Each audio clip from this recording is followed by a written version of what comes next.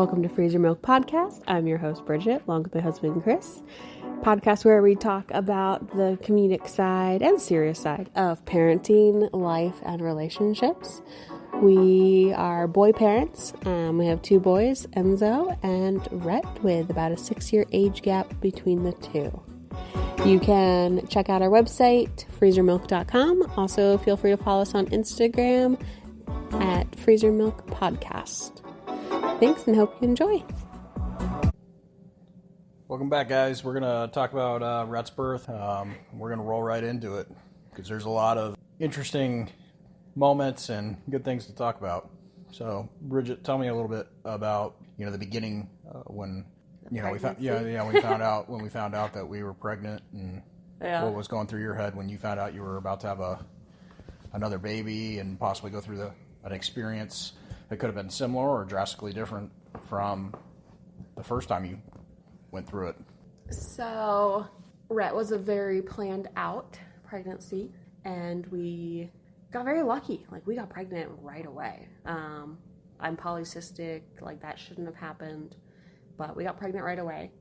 So we knew very early on, 3 weeks of pregnant, we knew we were pregnant. So it was a very long pregnancy. But we also had a lot of stuff happen. But we also weren't sure. That's why, I had to go get tested. And because you'd never had any scares previously. I hadn't had any scares, and we weren't sure. Now, that in itself is an experience when you have to go test to see if you can conceive as a male. Mobility. It is the most awkward and very invasive procedure I've ever been a part of. And these rooms that they put you in, and the whole time I'm in there, the only thing I can think about is how many dudes have sat on this couch. That's so gross. Man. Do they give you a pee pad to sit on? No, they don't give you anything. They just give you a cup and say, "Get it in here." And anyway, we'll table that discussion. Just gross. Anyway. So the pregnancy. You want to start with the pregnancy first? Rhett's pregnancy. You were on a work trip. I was on a work trip. When we were 7 weeks pregnant. Sure was. What happened? The most terrifying thing ever. I got a text message with a picture of a substantial amount of blood. And at first I thought... And it said I'm bleeding. Yeah, at first I thought that it was a joke. I was why would you even kid? Something like that. So I immediately called Bridget. You video called me. Yeah, I video called you, and you were just not you. And I knew right then when I saw your face that something seriously wrong has happened, and I am far away. Yeah. And I had just started the new job, and and you're a 5-hour plane ride away. Yeah, it's not like you're 2-hour drive. You were far. Yeah, I was pretty far away. And so I tried to walk. I was asking about it, what was going on, and trying to just figure out, just try and gather as much data as possible to just. I was a wreck. I don't know. It was tough. So, but we ended up having Bridget go to the hospital. But I'll let her tell that side of the story. Yeah. So 7 weeks pregnant. Chris is traveling for work. I'm on a conference call, work from home, because pandemic, baby. So I'm on a conference call, and all of a sudden I feel wet, and I look down, and it reminds me of a gunshot wound in a movie, in someone's shoulder or chest or something, where the red circle just immediately starts spreading out over their clothes. That happened with my pants that I had on, where red just started immediately, rapidly going down towards my knees, spreading out in all directions. And I hung up off the call. I was like, I gotta go, and ran to the bathroom, and blood just was pouring out of me. And I immediately started hysterically crying. I was, we're miscarrying. I'm alone. I have Enzo here, but Chris is gone, and I don't know what to do. So I text him the photo and said I'm bleeding, and he video calls me, and I was hysterical, and I just had this look on my face, apparently, of just sheer distraughtness, just a level of distraughtness that it was almost like you had lost everything. Yeah, it was probably very hard to see. It was. And then you hung up. Yes, I hung up. Probably wasn't my smartest move, but I hung up. I just felt like my body was failing me. I was failing him. I was letting him down. We were losing our baby. What had I done wrong? Like everything that somebody who goes through a miscarriage and loses a child thinks about. You know, it has nothing to do with my ability, but in the moment, I felt like it was 110% my fault. Chris is like, call my mom. He's calling his mom. I reached out to Enzo's grandparents on his dad's side because they lived, 5 miles away from us? Like, not very far. They were the closest people. Enzo's dad lived, 35 miles away. But Enzo's grandparents on his dad's side lived 5 miles away. And they're very sweet to me. They always were through Enzo's dad and I's marriage, everything. Like, they're just very sweet people. So I called them in my panic, and I'm like, it's 6:30 in the morning. Can you please come over and watch Enzo? Like, I have to go to the emergency room because I'm bleeding. Like, the amount of blood I'm losing is not normal. Like, I'm concerned that I'm going to pass out because I'm losing so much blood right now. So they both immediately come over. Enzo's grandma was so sweet, and she said, look, I don't feel comfortable just letting you go to the emergency room by yourself. Like, I'm going to take you to the emergency room. If they let me in, I'm going to go back. If not, I'll just wait until you're ready, and keep me updated, etc. The other one stayed home with Enzo's dad and fiance. They eventually came over to our house. So, everybody was at our house except for you and I, and got to the emergency room. And they just didn't seem like they were super concerned. They were just, let's, you are losing a good amount of blood. Like, let's keep an eye on that, do some blood work on you. But you could be miscarrying. It could be a subchorionic hemorrhage or hematoma. And I just looked around like, what is that? And apparently that's a thing. They did an ultrasound, and there was a baby, just happy as could be, chilling in there. No big deal. It didn't matter that large amounts of stuff was coming out of me. Baby was just chilling away. Strong heartbeat, nothing going on. So they diagnosed it as a subchorionic hematoma or hemorrhage, which is where the placenta, it's not like a placenta previa, like your placenta doesn't completely detach, but your placenta slightly moves, and it causes a hemorrhage on the uterine wall where the placenta shifted, and so you can bleed profusely and not be at risk of miscarriage, which is something both you and I agreed, nobody talks about this at all. No. Everybody says if you're pregnant and you bleed, that's a really bad deal, and it's a miscarriage. It's a miscarriage. That's what's happening. You're not going to lose significant amounts of blood and still be pregnant. So we were both 99% positive I had miscarried at that point, and then for them to say hey, here's the heartbeat, everything's fine. What's interesting is that for me going through it all, it was very, very fast. It happened in a matter of minutes in my mind. In reality, it was 6 hours, and you hadn't called me. I know. So that was poor Chris is out of state, other side of the country for work. Trying to figure out a way to die? Did she get a blood out transfusion? What's happening? I haven't heard from her in hours. I'm looking at flights, trying to figure out how to get home. Yeah. It was. We've worked on our communication since then. But it just all happened so quick. And I had to be by myself because it was during, kind of peak of COVID. So Enzo's grandma wasn't allowed to come back in the ER with me. So I was by myself back there, and I was deathly distraught and a little lightheaded. Had lost quite a bit of blood. Luckily did not need any blood transfusion, but they had their eye on it because it was getting towards a dangerous zone. So that was the early of the pregnancy. And then we rebled at 11 weeks, I think? Mm-hmm. Yeah. You were home for that one. Yep, I got to see that one. That was super fun. Mm-hmm. Yeah, but you went back to the hospital. Mm-hmm. Yep, back to the hospital. They rechecked. Baby was fine. They said, this can just happen, which it just blew our minds. Well, they also had said that there's a possibility in the future, before he was born, that you could miscarriage because of whatever this was. The subchorionic, Yeah, and that was always on our mind through that entire pregnancy. And I think we've talked about this, but I feel like it kind of, especially for you, it robbed you a little bit of the joy. Yeah, it did. And then I was always so concerned, that whole 9 months, I was just so concerned for your health. Yeah. And your mental. After seeing my sheer devastation face. Well, and you had told me about your previous experience with Enzo, and I was just so concerned that this was going to do you in. Yeah. And it was interesting because the majority of this pregnancy we got robbed of experiences, because in the beginning we were so concerned with the bleeding, and then we had a super unexpected loss in the family. Right as we cleared into the 12-week window, we lost somebody in the family, and that kind of it changed the excitement level for everybody, because everyone was just reeling from grief, in our extended family. Yeah, the entire family. Well, we lost 3 people in a matter of a couple months. Oh yeah, because your grandma was. Yeah, she was a lot closer to the due date though, but. Yeah, and then my brother, and then my sister. Mm-hmm. So. It was really tough. So it just kind of the grief took over the joy that was supposed to be around the pregnancy. Yeah, it did. And it was tough to see, and it was tough to want to be happy and want to share joy and excitement with extended family, and even with each other.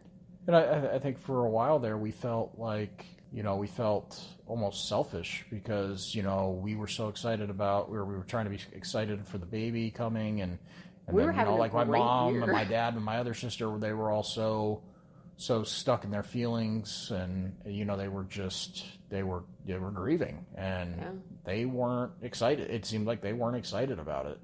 And that was hard. It was, because it's your first biological child. You're the youngest of your siblings. It just felt like you got the short end of the stick a little bit, that everybody wasn't, over the moon excited about it, because something else came along that just rocked their worlds. Yeah. And you and I were sitting over here with our world rocked on one hand, and on the other hand, like we had something to look forward to. So it was tough on us emotionally to be like, okay, like we're sad and we're grieving, but like the pregnancy is not slowing down. This baby's growing. We're getting closer to a due date. We're so freaking excited. We're doing our nursery. We're, planning the next steps of our pregnancy and our life, and really good, positive things that normally people would be very excited about. Normally we'd be very excited about, but it was all very reserved. Yeah, for sure. So it was interesting to have that experience, but it made a pregnancy that we thought would feel very long, because of the fact that we found out so early. It made it go by very quickly. Yeah. There was a lot of moving parts. There was a lot of things happening in our lives. We sold the house. We sold the house. We were getting into a new house, and then we were even building another one. And my family stuff aside, the world was in disarray, and and nobody was really sure what was going on. And we put Enzo through virtual kindergarten. Yeah, we had a 5-year-old who was in kindergarten, and virtually we were teaching virtually him at home, and he was, poor kid. I mean, he was in the house all day while we were working, because we both ended up, if I wasn't traveling, I was working from home. You were working from home, and it was just it was a whirlwind of a year for sure, a year and a half. And pregnancy was, I think a lot of times it was overlooked, and we were just kind of we were trying to just get by day by day, Minus me being sick. Oh yeah, what was it? It was the thing that you had from the first pregnancy but it lasted like 27 weeks, or it was ridiculous. It was we had ginger everywhere. Yes. Candied ginger. It's still, I think there's still a jar in the truck now. Yeah, there's jars everywhere of candied ginger, just because it helped with your nausea. It was so bad. We had trash cans in the vehicles. Everywhere we went, we took a trash can, because you thought you were going to vomit, or you knew you were going to vomit at some point. So. Oh God. And then you had to get on that medicine to help kind of stabilize you a little bit. Reduce it slightly. Yeah, that was tough. But I mean, what about the birth itself? That was. So do you remember what are the things I said like I wanted to do with this birth differently? Yeah, so I remember a lot of it was you definitely wanted to get into a birthing center. You wanted to do a water birth. We weren't dead set on a home birth yet, but definitely doing a birthing center with a water birth. So I think that was the main. Oh, you also wanted to do photography. You wanted to photograph the birth. Mm-hmm. And cherry blossom. Yeah, and cherry blossom as well. Yeah, you wanted to have doula. Yeah, a birth doula. Which you got. Yeah. That was an awesome experience. It's one of the things that I so valued and appreciated about you, was that basically with this birth, you were like, hey, I know your first birth was traumatic. I've had this conversation before. So you said, whatever you feel like you want to do for this birth, like, I will be on board. And you were, like, it's your first kid, and you're like, yeah, so what? We're going to do a birth center. Like, I don't care. Like, it's going to be fine. You know, you had a ton of questions for them, but you became very much okay with it, and you were okay with a birth photographer, and you're okay with bringing in a doula and not feeling that a doula was going to, like, take your spot on helping me labor. So a doula, real quick, like, how would you describe what a doula does to people if they don't know? A doula, you would think, is there for emotional support for the woman, but in my experience, she was emotional support for me. Mm-hmm. And I mean, she really did help Bridget, and she was very calming. She had a very calming presence about her. She was just everything you'd want. Yeah, I was just very relaxed. Yeah. And I knew she was helping Bridget relax because I was relaxed. Yeah. We loved her. She was great. Shout out to Megan at Cherry Blossom Doula Services here in Arizona. She was fantastic. No, I think something that I wanted with it is because Chris knew how traumatic my previous birth experience was, I felt like it could put a lot of pressure on him to feel like he has to deliver this amazing birth experience for me. And I felt like that wouldn't be fair to you. And it was already off to a rocky start. Right. But that was part of why I wanted to bring a doula in the picture was, yes, a doula for myself to just be that additional labor support person from an emotional and mental standpoint, but also for Chris to help take the pressure off of him that he had to, like, deliver this rock star birth experience for me, because that's too much pressure. It's not fair to put on you. Yeah. So she did all of that. It was amazing. But I'd come into it and I said, hey, I want to do a birth center. I don't want a hospital birth. I want to do a water birth if we can. I've heard they're very good. I want to do birth photography because it's something that I regretted not having for Enzo's birth was capturing those moments and looking back at those photos and, you know, being able to look back at them with pride and with love. And obviously wanted the doula experience because of the fact that I just thought it would be so great for us. What was your first impression of, like, the birth center and the birthing suite and all of that? Oh man, I mean, Willow, definitely eye-opening. I was a little apprehensive in the beginning because I'm walking around this thing and I feel like I'm walking in to get a massage, like a spa. Yeah. And I'm like, the first thing I could remember thinking, I'm like, if something goes wrong, what are we gonna do? Mm-hmm. Like, there is no way that we are getting to a hospital quick enough in the event that something happens. And they showed us the suites, and I'm like, this nice comfy mattress, everything's white, and I'm like, do they not understand Bridget's history? You know, she likes to bleed a little bit, and everything is white. And I'm like, okay, well, and they've got these. It was the interesting. It was probably my first question when I went in there. We walked into one of the suites, and they had these packets taped up on the wall, and I was like, what are these packets? So I asked the doctor that came in, the midwife, or the midwife that came in. I was like, what are these packets? What are these for? And she's like, well, that's for you. And I said, what do you mean that's for me? And she's like, well, yeah, that's when you pass. Yeah, when you pass out, that's how we wake you up. So I guess they had these packets taped to the wall. And they were all over the room. They were all over the room. I'm like, how often do people pass out? Like, does this happen, like, often?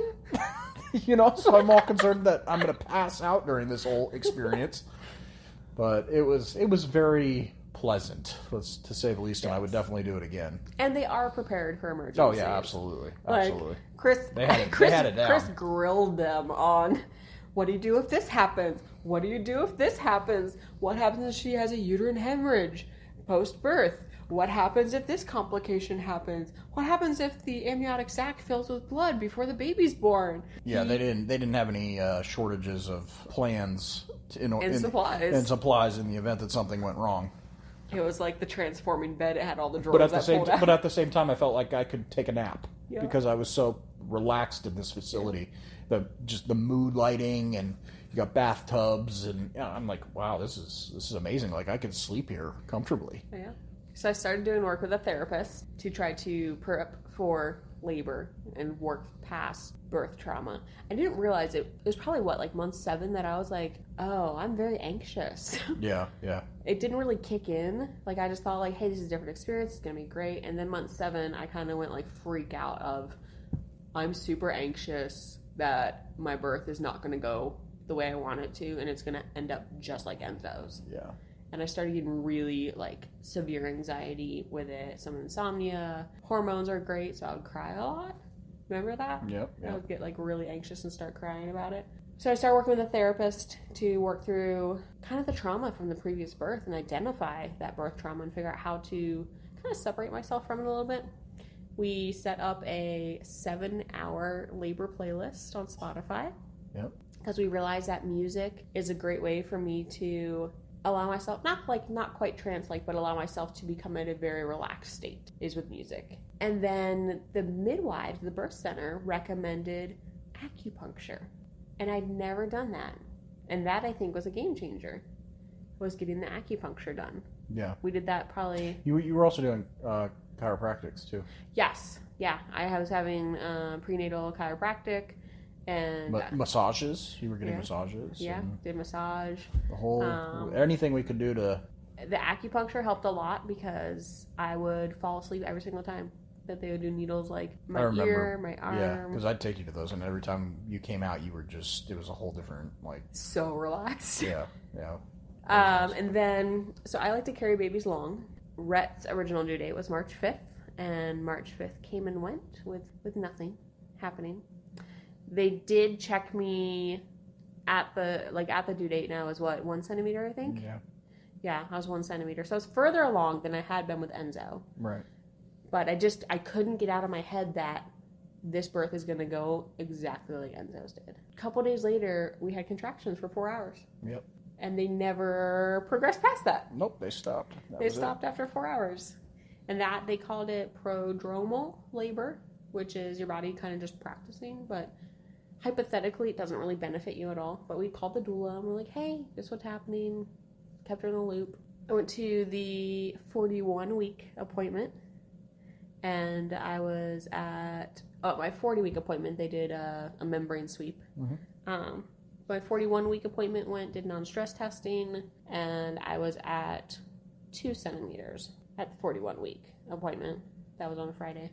And that Saturday, like, I just mentally broke. Yep, I remember. We were curb walking. If you don't know what that is, if you see a pregnant woman walking with 1 foot on the curb, 1 foot on the street, she is trying so hard to have a baby. So just give her some grace and some space. Yeah. But we were curb walking. We were doing lunges. We were doing steps. And we were out for a walk in the neighborhood. And I just started sobbing. You remember that? Mm-hmm. What were you feeling during all of that? I don't know. It just kept replaying in my head. I'm like, I felt like kind of like I was failing you because I wasn't able to provide the experience that you deserved. So it was very difficult for me to watch and witness, and I didn't know how to help you. No, it was just tough. So that afternoon, do you remember? No, Sunday. That was Saturday. Sunday, a friend of mine posted a post from an Instagram account called Pain Free Birth. Yes, I remember that. I mean, you read that for like hours. I went down the rabbit hole. I had never heard of Pain Free Birth. And when I first saw my friend's post, she reposted one of their stories, and I went to their account and I was like, this is a crock of shit. Like, I have had birth. I have had extremely painful birth. I can't imagine having a pain-free birth. Like, no one's ever talked about it. It's not real. But something in me just was like, soak up as much knowledge as you possibly can. And I think I sat on the couch for like 2.5 or 3 hours just reading every single post that they had made on this Instagram account and watched every single story and highlight that they had. And I learned so much. Do you remember how excited I was to share everything with you? I remember you kept sending me screenshots of everything. Yeah. I think I still have a folder of it in my phone of all the screenshots you sent me. It was just it opened my eyes so much to the realization of birth is very, very intense pressure. But pressure is not necessarily pain. And if you can help your brain to differentiate between the two, it can drastically help you out. And I learned a lot of techniques about how to envision myself opening and envision, like, with a contraction, a balloon inflating and then deflating. And I gave you some mantras to tell me during labor as far as this contraction can't be too much because it comes from you, so it can't be too much for you because your body created it. So that was a good reminder I gave you to tell me. And then the other one was, this contraction you never have to repeat. Yeah. It is one less contraction until you meet your baby. There's only a set number of contractions before the baby is here, and you are one contraction closer. You memorized those. You had them down pat. It was fantastic.